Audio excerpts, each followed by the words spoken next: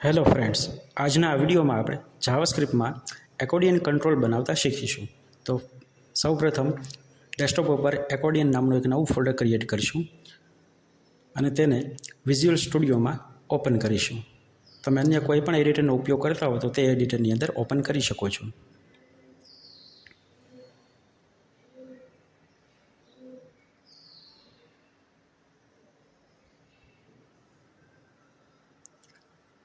Visual સ્ટુડિયોમાં folder open થતાં જ ફોલ્ડરની અંદર એક નવી ફાઇલ ક્રિએટ કરીશું, index.html.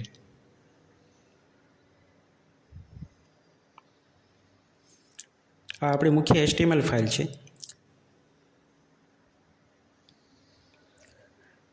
HTML ફાઇલમાં ટાઇટલ આપીશું એકોર્ડિયન કંટ્રોલ. તમે કોઈ પણ ટાઇટલ આપી શકો. ત્યારબાદ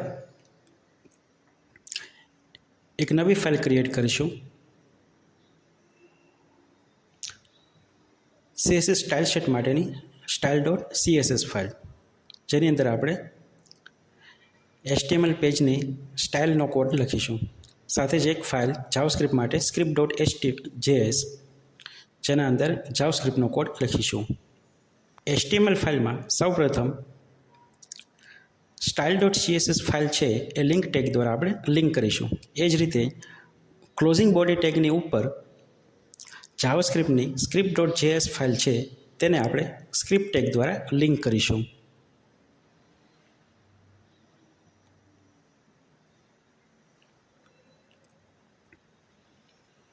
ત્યારબાદ એકોર્ડિયન કમ્પોનન્ટ ડિઝાઇન માટે એક મેઇન ડિવ છે એ ક્રિએટ કરીશું, જેને આપણે ક્લાસ આપીશું કન્ટેનર. તમે ક્લાસનું કોઈ પણ નામ આપી શકો. આ આપણો મુખ્ય ક્લાસ છે, જેમાં એકોર્ડિયન કંટ્રોલ છે આપણે ડિસ્પ્લે કરીશું. કન્ટેનર ક્લાસની અંદર એક અન્ય ડિવ છે એ ક્રિએટ કરીશું, જેને આપણે ક્લાસ આપીશું એકોર્ડિયન. આ ડિવની અંદર મુખ્ય એકોર્ડિયન કંટ્રોલ છે એ ડિઝાઇન કરવામાં આવશે. એક અન્ય ડિવ આપણે ક્રિએટ કરીશું, જેને ક્લાસ આપીશું ટાઇટલ. આ ડિવ એકોર્ડિયન કંટ્રોલના ટાઇટલ માટે ઉપયોગ કરીશું. ત્યારબાદ ટાઇટલ ડિવની અંદર એકોર્ડિયન કંટ્રોલનું ટાઇટલ આપવા માટે બી ટેગનો ઉપયોગ કરીશું, જેમાં આપણે ટાઇટલ આપીશું એકોર્ડિયન કંટ્રોલ, કે જે બોલ્ડની અંદર ડિસ્પ્લે થશે. સાથે જ એકોર્ડિયન કંટ્રોલના ટાઇટલના લાસ્ટમાં એક આપણે આઇકોન ડિસ્પ્લે કરવા માટે બી ટેગનો ઉપયોગ કરીશું, જેને આઈડી આપશું આઇકોન. તમે કોઈ પણ આઇકોન પણ ડિસ્પ્લે કરી શકો, પરંતુ હું આઇકોનના બદલે પ્લસ સાઇનનો ઉપયોગ કરીશ.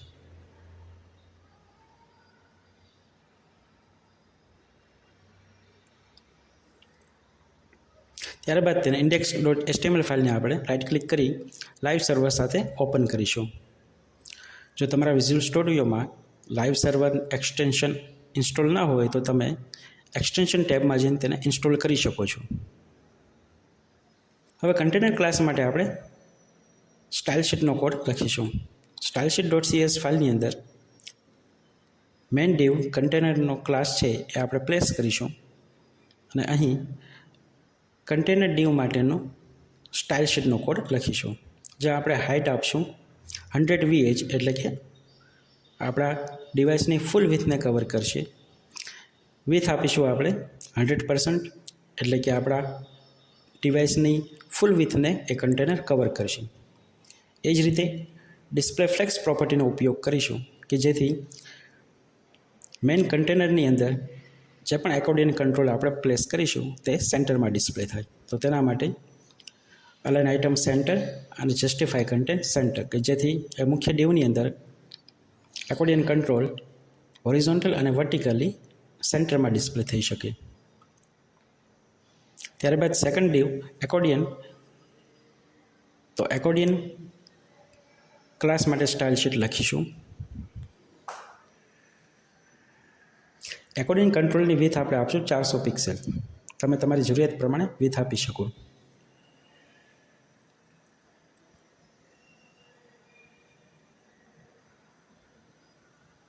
ત્યારબાદ એકોર્ડિયન કંટ્રોલના ટાઇટલ માટે બનાવેલ ક્લાસ ટાઇટલ માટે CSS પ્રોપર્ટી સેટ કરીશું, જેમાં આપણે બેકગ્રાઉન્ડ કલર આપીશું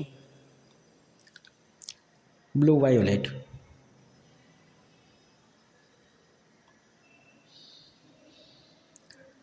ટાઇટલ માટે ફોન્ટ સાઇઝ રાખીશું 20 પિક્સેલ.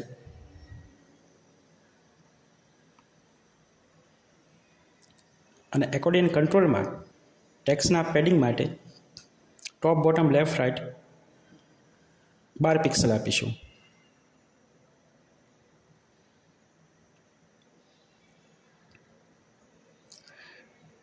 અહીં ડિસ્પ્લે પ્રોપર્ટી ફ્લેક્સ આપીશું, જેથી ટાઇટલની અંદર જે પ્લસનો આઇકોન છે તે અને એકોર્ડિયન કંટ્રોલનું ટાઇટલ બંને હોરિઝોન્ટલી એક સાથે ડિસ્પ્લે થાય. તો ટાઇટલ અને પ્લસ સાઇન બંને હોરિઝોન્ટલી સેમ ડાયરેક્શનમાં છે. દૂર કરવા માટે જસ્ટિફાઈ કન્ટેન્ટ સ્પેસ બિટવીન આપીશું, જેથી ટાઇટલ અને પ્લસ સિમ્બોલ એ બંને એકબીજાથી દૂર ડિસ્પ્લે થશે, વચ્ચે ગેપ જણાશે. ટાઇટલ માટે કર્સર પોઇન્ટર રાખીશું, જેથી કર્સર એ ટાઇટલ ઉપર આવે તો એ પોઇન્ટર તરીકે ડિસ્પ્લે થાય. ટાઇટલવાળા ડિવને આપણે બોક્સ શેડો આપી દઈશું, જેથી બોક્સને ફરતી લાઇટ શેડો પણ ડિસ્પ્લે થાય, જેથી જોવામાં થોડું સારું લાગશે. કન્ટેનરને આપણે કલર વ્હાઇટ આપી દઈએ, જેથી ટેક્સ્ટનો કલર છે એ વ્હાઇટ ડિસ્પ્લે થશે. તો ટાઇટલ જે છે એ હવે આપણને વ્હાઇટ કલરમાં ડિસ્પ્લે થાય છે. તમે કલર એકોર્ડિયન કંટ્રોલમાં પણ આપી શકો.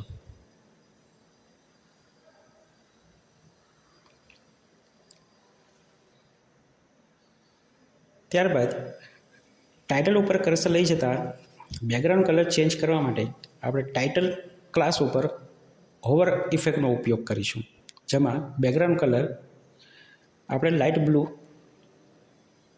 ડિસ્પ્લે કરીશું.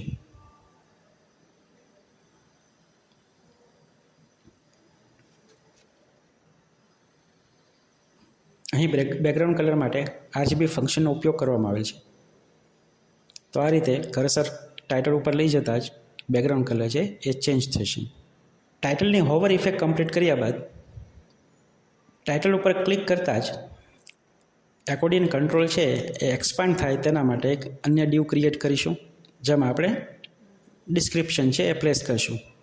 તો ડીવને એક ક્લાસ આપીશું ડિસ્ક્રિપ્શન, જેની અંદર એકોર્ડિયન કંટ્રોલનું ડિસ્ક્રિપ્શન હશે, અથવા તો કોઈ પણ ડિસ્ક્રિપ્શન કે ટેક્સ્ટ તમે તેમાં પ્લેસ કરી શકો, જેથી યુઝર એકોર્ડિયન કંટ્રોલના ટાઇટલ ઉપર ક્લિક કરે તો નીચે એ એક્સપાન્ડ થાય અને એની અંદરની વિગત છે ડિસ્પ્લે થાય.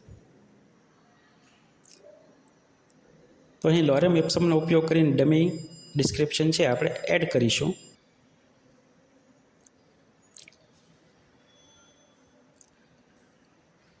તો ડિસ્ક્રિપ્શન ક્લાસને સ્ટાઇલ શીટની અંદર એડ કરીશું.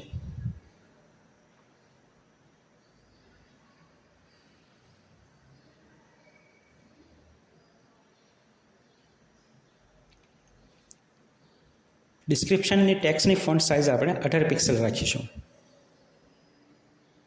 જેથી ટાઇટલ કરતાં થોડી સ્મોલ ડિસ્પ્લે થાય. ડિસ્ક્રિપ્શન ડીવનો બેકગ્રાઉન્ડ કલર એ આપણે લાઇટ બ્લુ રાખીશું.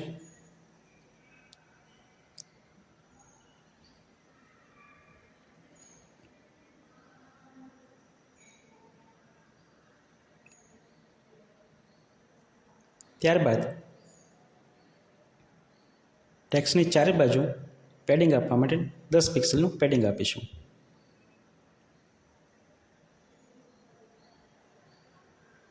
અહીં પણ આપણે બોક્સ શેડો યુઝ કરીશું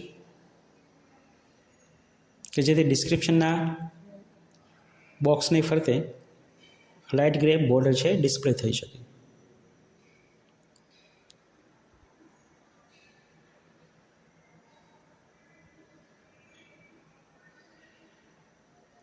બાય ડિફોલ્ટ ડિસ્ક્રિપ્શન છે એ હિડન મોડમાં હશે તો ઓપાસિટી આપણે 0 રાખીશું, જેથી બાય ડિફોલ્ટ તે વિઝિબલ ન થાય. પણ જ્યારે યુઝર ટાઇટલ બાર ઉપર ક્લિક કરે તો ત્યારે વિઝિબલ થવું જોઈએ.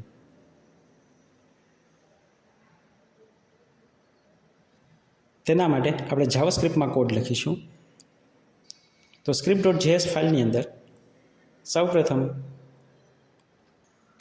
એક વેરિયેબલ ક્રિએટ કરીશું ટાઇટલ નામનો, કે જેમાં આપણું જે ટાઇટલ ડિવ છે તેનો રેફરન્સ મેળવીશું. જેના માટે આપણે ક્વેરી સિલેક્ટરનો ઉપયોગ કરીશું અને ક્વેરી સિલેક્ટરની અંદર ટાઇટલવાળું જે ડિવ છે તેને જે આપણે ક્લાસ આપેલું છે એ ક્લાસ ટાઇટલનો આપણે ઉપયોગ કરીશું, જેથી એ ટાઇટલવાળા ડિવનો રેફરન્સ આપણા ટાઇટલ વેરિયેબલની અંદર સ્ટોર થાય. એ જ રીતે આપણે આઇકોનનો રેફરન્સ મેળવીશું. તો એના માટે એક વેરિયેબલ ક્રિએટ કરીશું અને ક્વેરી સિલેક્ટરનો ઉપયોગ કરી આઇકોનવાળા બી ટેગનો રેફરન્સ આપણે આઇકોન નામના વેરિયેબલની અંદર સ્ટોર કરીશું.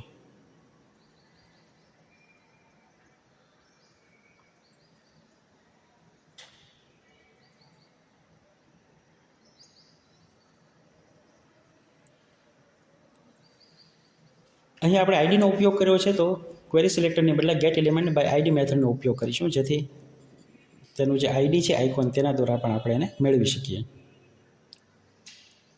તમે આઈડીના બદલે ક્લાસ આપેલો હોય તો તમે ક્વેરી સિલેક્ટરનો ઉપયોગ કરી શકો.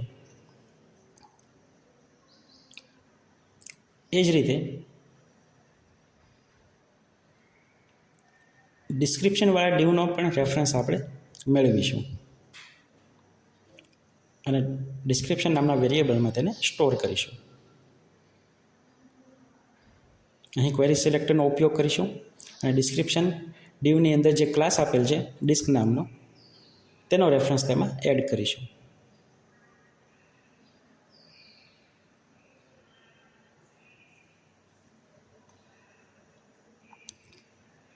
તો ટાઇટલ, આઇકન અને ડિસ્ક્રિપ્શન ડિવનો રેફરન્સ છે એ આપણે વેરિયેબલની અંદર સ્ટોર કરેલો છે, જેથી હવે આપણે જાવાસ્ક્રિપ્ટ દ્વારા તેને મેનેજ કરી શકીશું.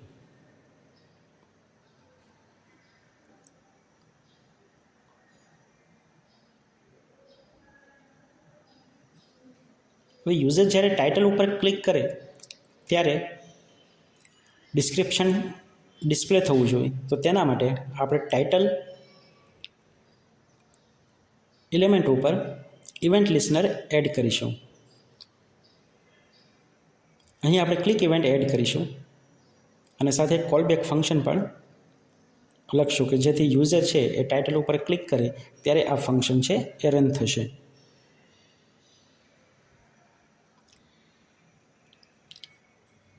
બાય ડિફોલ્ટ ડિસ્ક્રિપ્શન ડિવની જે ઓપાસિટી 0 રાખેલી છે, જેથી એ હિડન મોડમાં છે. તો યુઝર જેવું ટાઇટલ બટન ઉપર ક્લિક કરશે તો ત્યારે આપણે એ ડિવ છે એ ડિસ્પ્લે કરવાનું રહેશે. તો એના માટે આપણે સૌપ્રથમ ચેક કરીશું ઇફ કન્ડિશનનો ઉપયોગ કરીને કે જે ડિસ્ક્રિપ્શન ડિવ છે એના ક્લાસ લિસ્ટની અંદર શો નામનો ક્લાસ છે એ જો અવેલેબલ હોય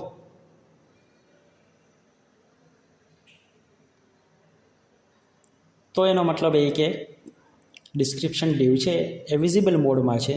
તો એ સમયે આપણે જે પ્લસનો આઇકોન છે તેને આપણે માઇનસના આઇકોનમાં ચેન્જ કરીશું.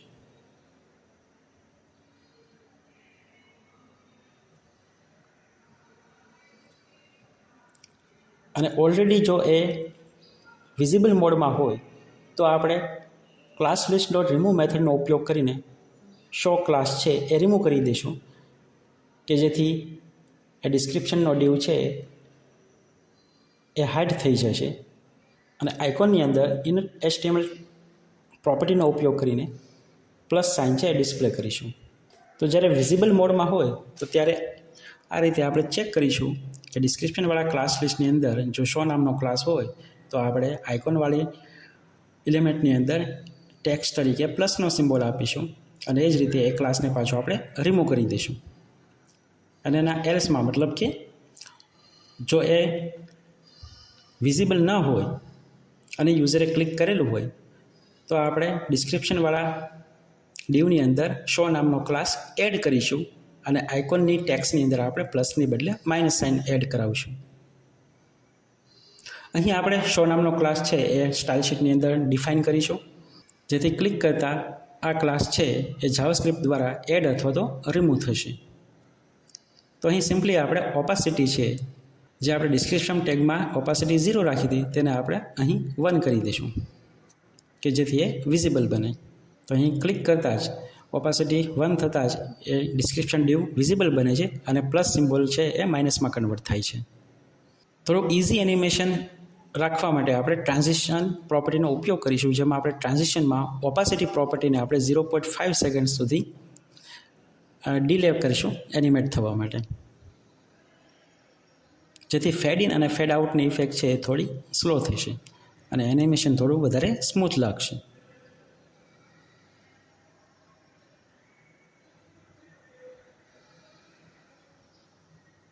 આ જ પ્રોપર્ટી આપણે ડિસ્ક્રિપ્શન ક્લાસની અંદર પણ એડ કરીશું,